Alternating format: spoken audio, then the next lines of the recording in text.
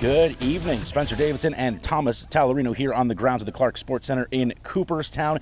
The induction ceremony for the class of 2025 is now complete. 5 new members enshrined into the Baseball Hall of Fame, and we had to wait for a little bit of a rain delay, but we got the game in nonetheless. That's right. And it might have been the first rain delay, but it's the first of many here for the class of 2025. First Japanese player inducted into the Hall, and the first left-hander relief pitcher inducted into the Hall. Just overall a great day for the players and the fans. Yeah, about 30,000 fans on hand to witness this historic induction. 52 previously enshrined Hall of Famers on the stage, and first up, Billy Wagner, the lefty reliever. Spent 3.5 years in New York with the Mets, but going into the Hall as a member of the Houston Astros. Being up here today, I feel like my baseball life has come full circle. Now here I am, standing among you. It's really hard to believe. This game is more than numbers and metrics. It's winning the moment. It's being excited for your teammates when they succeed. It's being crushed when you don't come through in the clutch. It's knowing that there is always tomorrow. The love of the game has meaning. And it's not about salaries and rankings. It's about perseverance, passion, grit, and the pursuit of perfection. Next up, Dave Parker, who died just 28 days before today's ceremony after a battle with Parkinson's. The Cobra living long enough to learn about his election into the Hall and helping write his speech, delivered today by his son.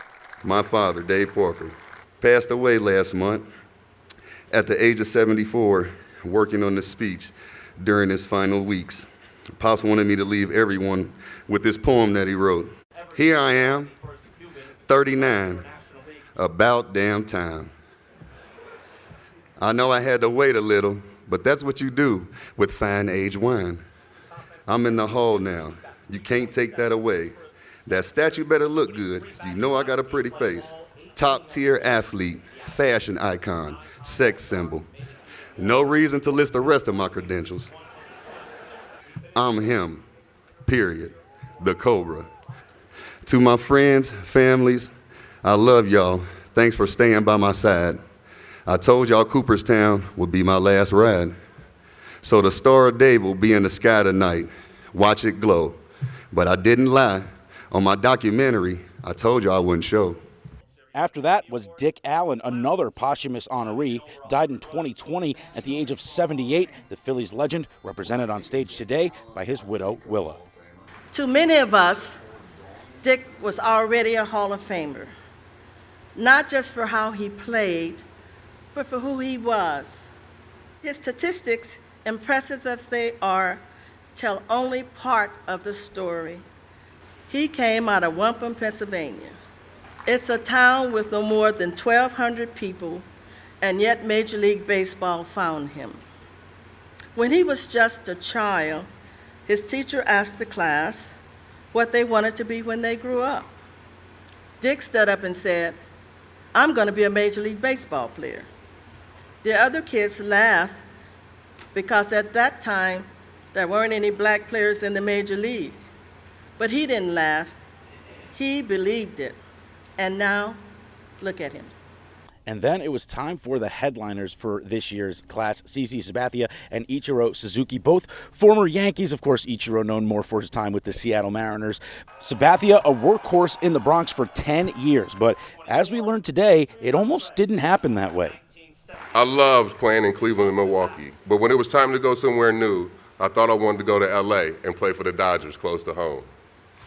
I definitely didn't want to go to New York and play for the Yankees, the furthest team away. Winning mattered and money made a difference, but my free agent decision was really about where we were going to spend our lives. We said to ourselves, we'll play anywhere on the planet as long as our family is together. That's how we made the best decision we ever made. 11 months later, she was there in the Bronx as we won the 2009 World Series. Amber and I have always been we. We picked the Yankees. We bought a house in New Jersey. 17 years later, that's where we still live. In January, I was sitting on our couch in our house when Amber's phone rang. The Hall of Fame knew to call her. I'm known not to answer a call or a text. But when we got the news that day, I was in shock. The room was cheering, and I was just sitting there until Jaden gave me a hug and snapped me out of the daze. The next day, we drove up to Cooperstown, me behind the wheel, Amber in the front passenger seat like always. It's been a long road from Vallejo, California. Last but certainly not least, Ichiro Suzuki, the first Japanese-born player inducted into the Hall of Fame here in Cooperstown. 19 years in the bigs, 3 with the Yanks, 14 in Seattle, already a legend in Japan, before coming to the States and writing an epic prologue to his historic story. As a kid, my dream was always to be a professional baseball player. I even wrote an essay about it when I was in grade 6. If I could rewrite that essay today with what I know now, I would use the word goal instead of dream. Dreams are not always realistic, but goals can be possible if you think deeply about how to reach them. Going into America's Baseball Hall of Fame was never my goal. I didn't even know there was one until I visited Cooperstown for the first time in 2001. But being here today sure feels like a fantastic dream. 5 of the baseball greats forever enshrined in Cooperstown now with their plaques hanging in the hall. Surprising to hear Ichiro deliver his entire speech in English. Baseball fans not used to seeing that. Yeah, and he did an amazing job. Was witty with it, had the crowd popping the whole time. Absolutely. Definitely one of the highlights of today's event, which was a great event. Class of 2025 officially enshrined. Baseball's highest fraternity has now grown by 5. Reporting in Cooperstown for Thomas Tallerino, I'm Spencer Davidson, News Channel 2 Sports.